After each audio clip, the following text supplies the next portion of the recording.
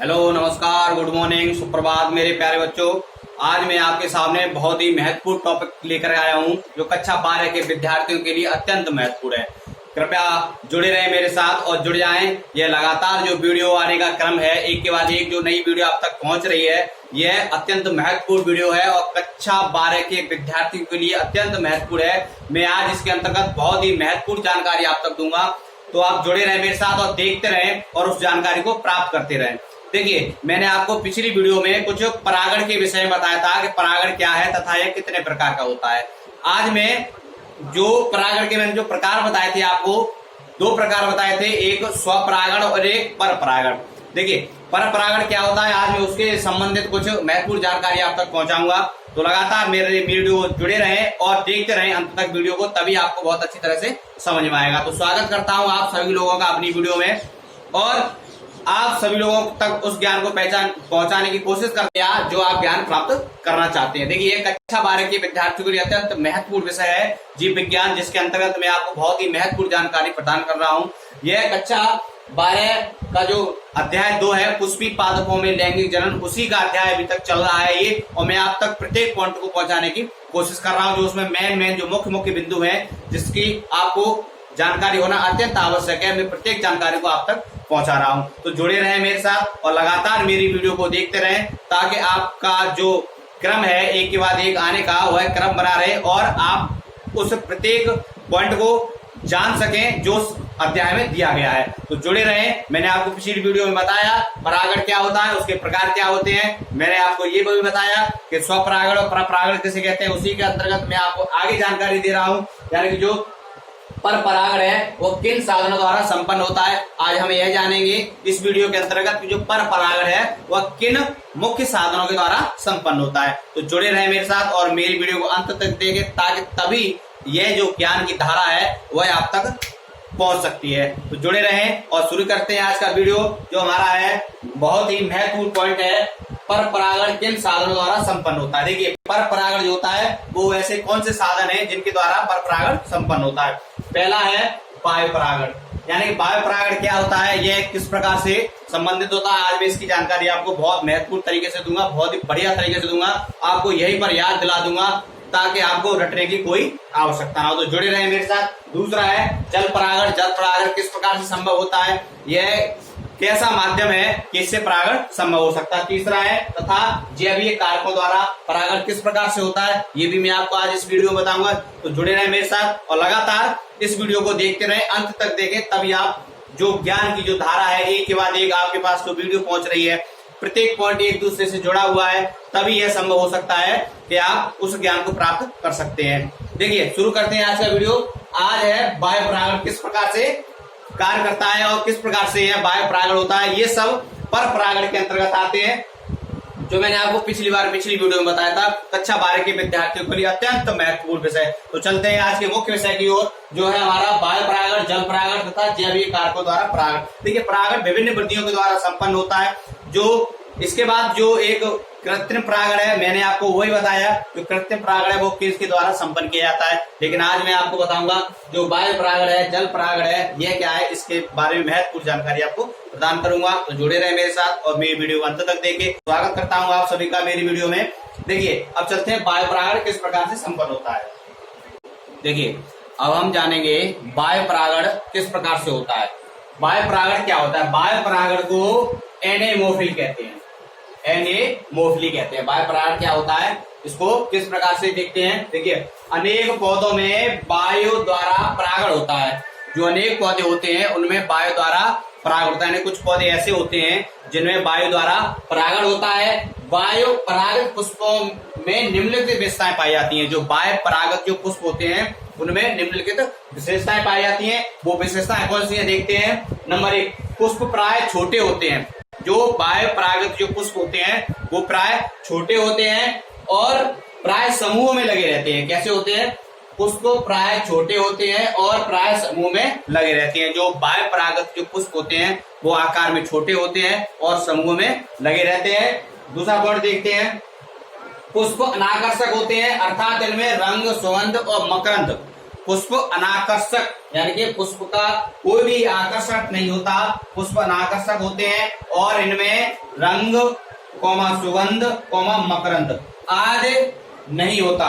जो ये पुष्प जो बाह्य परागित जो पुष्प होते हैं वह अनाकर्षक होते हैं, उनका जो आकर्षण होता है वो बिल्कुल नहीं होता, तथा वे पुष्प रंग एवं सुगंध और मकरंद आदि उनमें नहीं पाया जाता। जो रंग होता है वो रंग भी नहीं पाया जाता और सुगंध भी नहीं पाया जाती, तथा उनमें मकरंद भी उनके अंदर नहीं पाया जाता।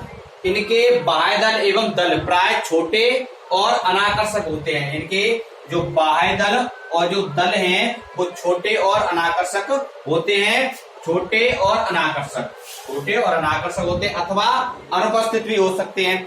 जो इनके बाह्य दल और जो दल होते हैं वो छोटे और अनाकर्षक होते हैं अथवा अनुपस्थित भी हो सकते हैं, जिससे परागकणों और वर्तिकाग्र के मध्य अवरोध उत्पन्न ना हो, जिससे परागकणों और वर्तिकाग्र के मध्य जो है वो अवरोध उत्पन्न ना हो। अगला पॉइंट देखते हैं, वर्तिका तथा वर्तिकाग्र पुष्प के परिपक्व होने पर पुष्प के बाहर निकल आती है। वर्तिका तथा वर्तिकाग्र पुष्प के परिपक्व होने पर पुष्प के बाहर निकल आती है। जो पुष्प होता है जब पुष्प परिपक्व हो जाता है तो उसकी जो वर्तिका होती है और जो वर्तिकाग्र होता है वो पुष्प से बाहर निकल आती है। परागकण अत्यधिक मात्रा में बनते हैं। जो बाह्य परागण जो पुष्पी पौधे हैं उनमें परागकण अधिक मात्रा में बनते हैं। क्योंकि परागकण के दौरान इनकी अत्यधिक क्षति होती है, क्योंकि परागकण के दौरान इनकी अत्यधिक क्षति होती है। परागकण हल्के और शुष्क एवं जलरोधी होते हैं। परागकण जो होते हैं हल्के, शुष्क और जलरोधी होते हैं, इसीलिए यह हवा में उड़कर दूसरे स्थान पर पहुंच जाते हैं। इस क्रिया को बोलते हैं वायु परागण। यानी जब हवा चलती है तब किसी पुष्प, कुछ ऐसे पुष्प हैं जिनके पुष्पों के जो परागकण होते हैं वो इतने हल्के, शुष्क और जलरोधी होते हैं कि हवा के माध्यम से वो एक स्थान से दूसरे स्थान पर पहुंच जाते हैं। यह होता है वायु परागण। यानी वायु परागण जो होता है वह उसके पुष्प प्राय छोटे होते हैं और समूह में लगे रहते हैं। वो रंगहीन होते हैं, गंधहीन होते हैं और उनमें मकरंद भी नहीं पाया जाता। ये सब वायु परागण के दौरान जो पुष्प होते हैं उनके अंदर ये सारी प्रक्रिया होती है। उनका जो पुष्प होता है वो अनाकर्षक होता है, यानी उसका कोई भी आकर्षक नहीं होता। देखिए ये जो वायु परागण था वह आपको बहुत अच्छी तरह से समझ में आया होगा। अब मैं आपको लेकर चलता हूँ, इसका जो अगला वाला पॉइंट है उसे बोलते हैं जल परागण। जो वायु के द्वारा परागण होता है वो मैंने आपको समझाया।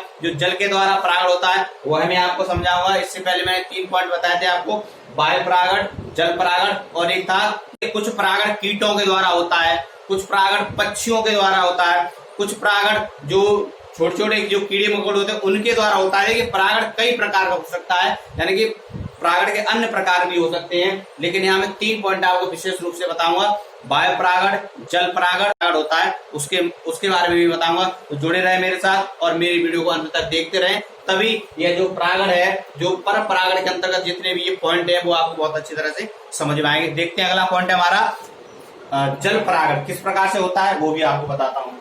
अब हम जानेंगे जल परागण। जल परागण क्या होता है। मैंने इससे पहले आपको वायु परागण पढ़ाया, अब मैं पढ़ाऊंगा जल परागण। जल परागण क्या होता है, देखिए जल परागण को हाइड्रोफिली कहते हैं। जल परागण को हाइड्रोफिली कहते हैं। हाइड्रोफिली जल परागण होता है जो जल के द्वारा, जलीय पौधों के द्वारा यह परागण होता है।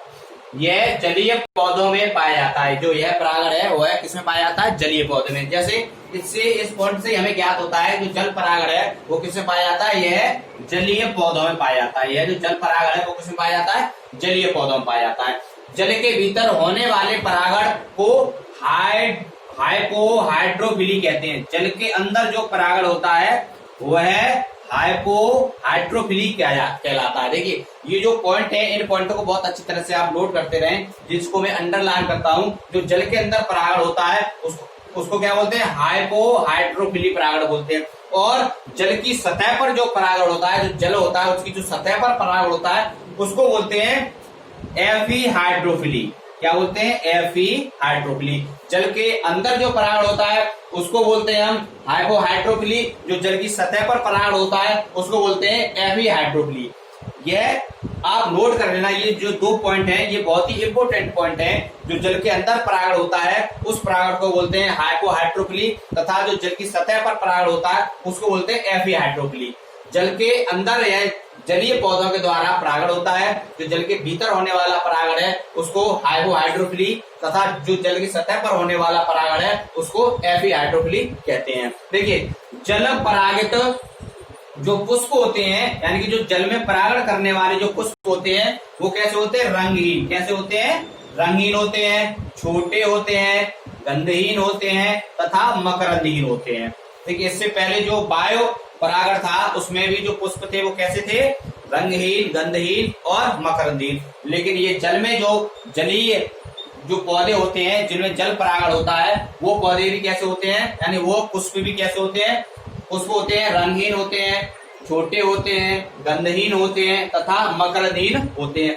परागण हल्के जलरोधी तथा प्लावी होते हैं। जो परागण होते हैं वो हल्के जलरोधी तथा प्लावी होते हैं। जैसे जो बेलसेनेरिया है, इसमें यह परागण बहुत अत्यधिक रूप में पाया जाता है। जो बेलसेनेरिया है, जो जल के अंदर जलीय पुष्पों के द्वारा जो परागण होता है उसको हम हाइपोहाइड्रोफिली कहते हैं, तथा जो जल की सतह पर परागण होता है उसको हम एफिहाइड्रोफिली कहते हैं। ये जो 2 पॉइंट है, आपको ये 2 पॉइंट आप बहुत अच्छी तरह से समझ लेना।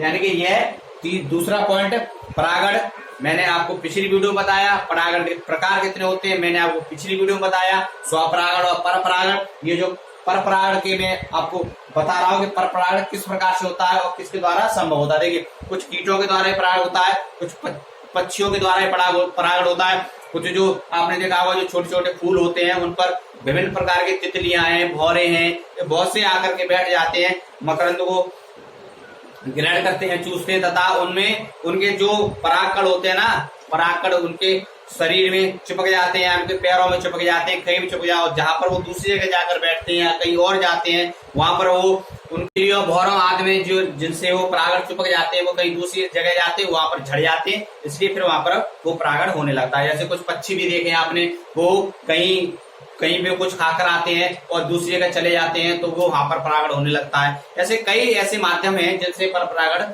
हो सकता है। अब तीसरा जो पॉइंट है वो है, मैं आपको बहुत अच्छी तरह समझाता हूँ, 2 पॉइंट आपको बहुत अच्छी तरह से समझ आए। अब तीसरा पॉइंट था वो था जीविकीय कारकों द्वारा परागण। देखिए, जीविकीय कारकों द्वारा परागण कैसे होता है, जैसे मैंने आपको भी बताया, जीविकीय जो कारक होते हैं जैसे पक्षी है और बहुत से ऐसे जीविकीय कारक हैं जिनके द्वारा परागण होता है, लेकिन मैं उसको भी समझाता हूँ, देखते रहिए। अब तीसरा जो पॉइंट है उसके बारे में समझाता हूँ, जीविकीय कारकों द्वारा परागण कैसे संभव होता है। अंतिम जो है हमारा वो है जीवीय कारकों द्वारा परागण। जैसा कि मैंने अभी बताया, जो जीवीय कारक होते हैं उनमें परागण किस प्रकार से होता है। देखिए, जंतु परागण, कुछ जानवर ऐसे होते हैं जो परागण करते हैं, यानी कि जीवी जो कारक हैं, जो कुछ उसमें जानवर भी होते हैं जो परागण करते हैं, उसमें कुछ आपके कीट भी होते हैं, जैसा मैंने अभी बताया, जो भौरे होते हैं, तितलियां होती हैं, बहुत से कीट होते हैं जिनके द्वारा परागण होता है। और पक्षियों द्वारा परागण मैंने आपको पक्षियों के द्वारा भी बताया, जैसे पक्षी कहीं कुछ खा लेते हैं और दूसरी जगह चले जाते हैं, उड़ते रहते हैं उधर, उनके द्वारा भी परागण होता है। और अगला जो है जैसे घोंघा, जो घोंघा के द्वारा परागण होता है वो किस प्रकार होता है, जिमीकंद, सर्पपादप आदि में कीटों के अतिरिक्त, यानी कि जो घोंघा होता है वो कीटों के अतिरिक्त घोंघा के द्वारा भी परागण होता है। जिमीकंद, सर्पपादप आदि में कीटों के अतिरिक्त घोंघों के द्वारा भी परागण होता है। देखिए, जो परागण के पर परागण के जो मैंने प्रकार थे वो है मैंने आपको बहुत अच्छी तरह समझाए। पहला था वायु परागण, दूसरा था जल परागण और तीसरा था जीवीय कारकों द्वारा परागण। जो जीवीय कारक होते हैं उनसे द्वारा परागण किस प्रकार से संभव होता है। परागण बहुत अच्छी तरह से मैंने आपको पढ़ाया और परागण के प्रकार के बारे में बताया, परागण के कितने प्रकार होते हैं ये भी आपको पढ़ाया, परागण के कितने भाग होते हैं मैंने यही भी आपको बताया कि पर परागण किसमें संभव हो सकता है, कैसे संभव हो सकता है, यानी वो कौन से साधन है जो पर परागण के माध्यमों को पूर्ण करते हैं, मैंने आपको यही बताया। पर परागण के बारे में और परागण के बारे में किस प्रकार से क्या होता है, मैंने आपको ये सारी जानकारी दी और उम्मीद करता हूं यह आपको बहुत अच्छी तरह से समझ में आ गया होगा। यदि मेरी वीडियो को अच्छी लगे तो आप लाइक करें, यदि आपको कोई समस्या हो जो समझ में नहीं आया हो तो कमेंट बॉक्स में कमेंट करके मुझे बताएं। जितनी भी मेरी वीडियो है मैं डिस्क्रिप्शन बॉक्स में उन सभी वीडियो का लिंक दे दूंगा, आप उन सभी वीडियो को देखें और अधिक से अधिक कक्षा 12 के विद्यार्थी अधिक से अधिक जो ये महत्वपूर्ण क्लास चल रही है उसके अंतर्गत जानकारी प्राप्त करते रहें, प्रत्येक पॉइंट को नोट करते रहें और प्रतिदिन जो आपके पास वीडियो पहुंच रही है उसको ध्यान से अंत तक देखते रहें, तभी यह संभव हो सकता है। यह आज का जो पॉइंट था, जो पर परागण के अंतर्गत जो मुख्य जल परागण, वायु परागण और जीवी कारकों द्वारा जो परागण था, मैंने आपको बहुत अच्छी तरह समझाया। यदि वीडियो अच्छी लगे तो लाइक करें, शेयर करें और अधिक से अधिक सब्सक्राइब करें, अधिक से अधिक उन लोगों तक पहुंचाएं जिनको इसकी बहुत अत्यधिक आवश्यकता है। धन्यवाद।